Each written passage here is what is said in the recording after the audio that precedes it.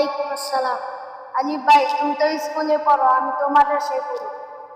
এখন কি হয়েছে? বলো তো উজুর ফরজ কয়টি? আমি তো পারি না, তুমি বলো। উজুর ফরজ 4টি। 1 নাম্বার, সমস্ত মুখ ধোয়া, দোনো হাতের কোণে সহ ধোয়া, মাথায় মাসিক করা, দোনো পায়ে কাপড় সহ ধোয়া। ও তাই? আচ্ছা বলো তো গোসলের ফরজ কয়টি? স্কুলে তো এগুলো পড়াই নাই, তুমি বলো। গোসলের ফরজ 3টি। ভালোভাবে কুলি করা, নাকে পানি দেওয়া, সমস্ত শরীর ধৌত করা।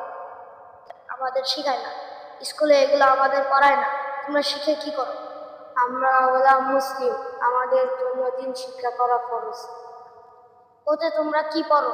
ওতে অজু করি, উজু করে নামাজ পড়া ওরকম মেনে চলি। আমরা ওতে করি অজগর, অজগর আসতে। তোমরা আতে কি করো?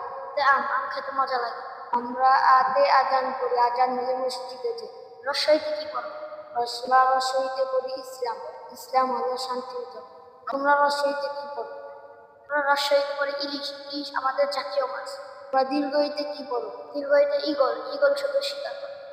আমরা দীর্ঘইতে পড়ি ঈদ, ঈদ হলো খুশির দিন। কেন থুতু ফেললাম? তুমি জানো না কেবলার দিকে থুতু ফেলানো নিষেধ? না, জানি না, কে নিষেধ করেছে? আমাদের নবী হযরত মুহাম্মদ সাল্লাল্লাহু আলাইহি ওয়াসাল্লাম নিষেধ করেছে। শুধু থুতু না, কেবলার দিকে পেশাব পায়খানা করাও নিষেধ করেছে। তুমি তো সবই জানো, আমি তো কিছুই জানি না।